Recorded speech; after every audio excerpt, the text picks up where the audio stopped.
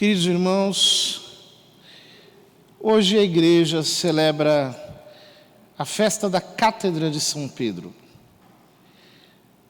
É uma festa muito interessante porque nela nós celebramos a missão, o ofício daquele que sucede São Pedro no ministério de pastor supremo da igreja, o Santo Padre Papa. A festa tem esse nome porque, de fato, na Basílica Vaticana existe a chamada Glória de Bernini, né? um monumento maravilhoso, em cima do qual há aquele vitral do Espírito Santo que paira sobre uma cadeira.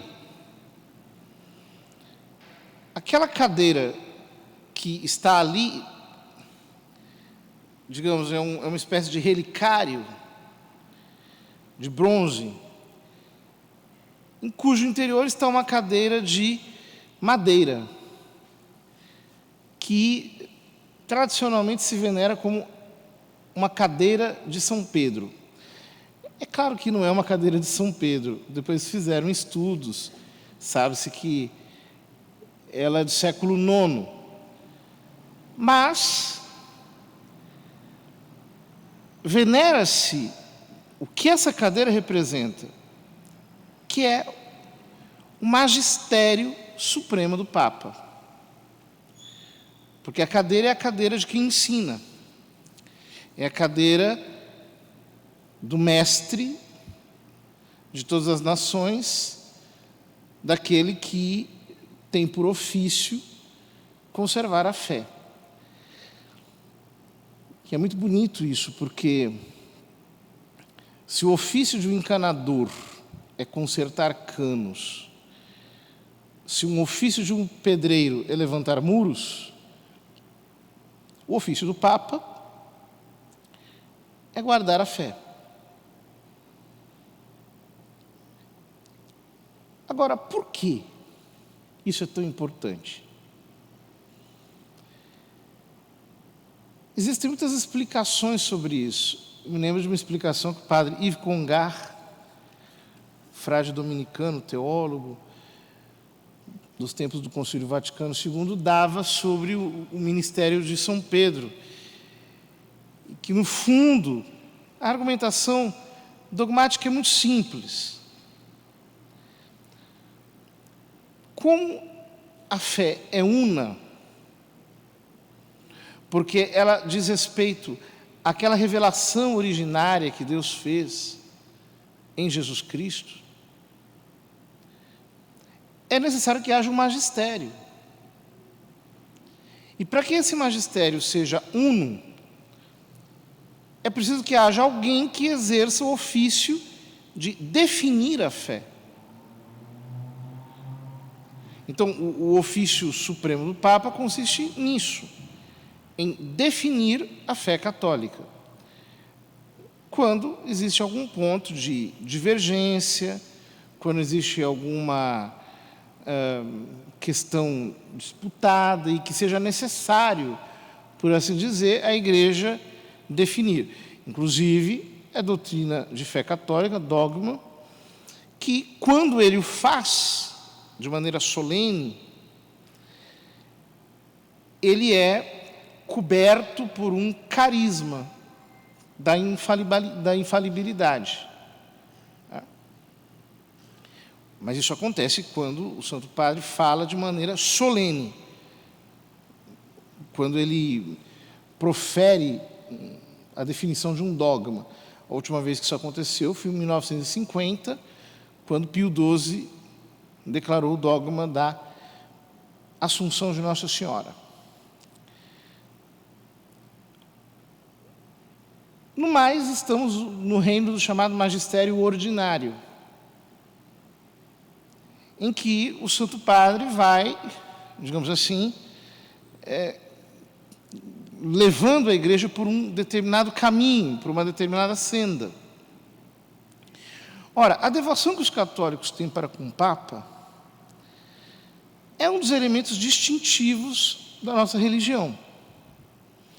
Mas essa devoção é uma devoção teológica. Não é uma devoção de tipo assim,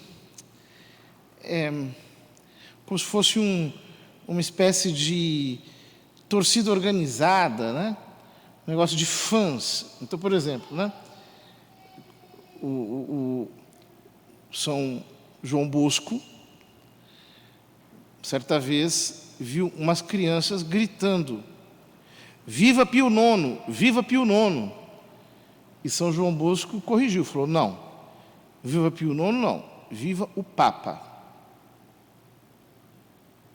É claro que o Papa era Pio IX, é evidente, naquele período. Contudo, o que São João Bosco detectou no ânimo daquelas crianças?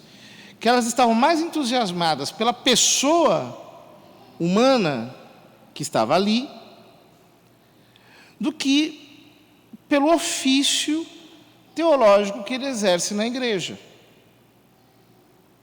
E é muito importante que nós sejamos assim retos quanto à doutrina acerca do Santo Padre, porque senão nós podemos correr o risco de sermos hipócritas, né?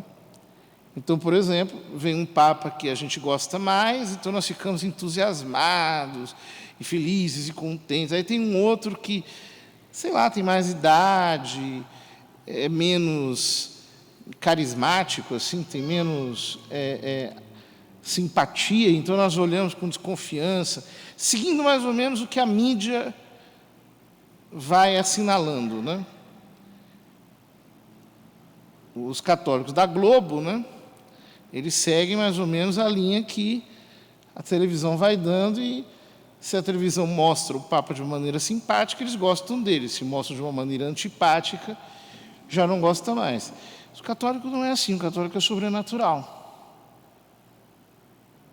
Ele sabe que o Santo Padre está ali exercendo um ofício de conservar a unidade da Igreja e que nós, portanto, devemos conservar, digamos assim, o nosso coração dentro de uma perspectiva verdadeiramente sobrenatural, amando a unidade da Igreja. A Cátedra de São Pedro existe. Não é lícito anarquizar a Igreja, dividir a Igreja, criar partidos pró e contra, quem é a favor, quem não é, quem está nessa linha, quem está na outra linha. Isso são coisas que pertencem ao mundo da política, não ao mundo da religião. No mundo da fé católica, nós todos somos um só coração e uma só alma, conservando com o Santo Padre a mesma fé transmitida pelos apóstolos e que chegou até os nossos dias. Portanto, hoje é um dia muito importante para rezarmos pela unidade da Igreja. Porque nós vivemos em tempos de rebeldia, contestação, de também uma espécie de servilismo hipócrita. E essas coisas estão aí, combatendo, digamos assim, aos nossos olhos, e muitas vezes o católico fica desorientado. E agora, fazer o quê? O que nós podemos fazer? Como nós devemos nos posicionar? Nós nos posicionamos na unidade da Igreja, sob a Cátedra de São Pedro, que é aquele que exerce o ofício da unidade, o ofício da unidade do magistério. Rezemos pelo Santo Padre, rezemos pela Igreja, queridos irmãos, e jamais cedamos ao risco de nos desanimarmos ou, de alguma maneira, nos desgarrarmos do rebanho de Cristo, pastoreado pelo sucessor de São Pedro. Que Deus nos ajude e que nós possamos conservar a fé na sua integridade, atendendo às exigências dos nossos tempos com coragem e discernimento, sempre unidos ao Papa e a todos os pastores da Igreja.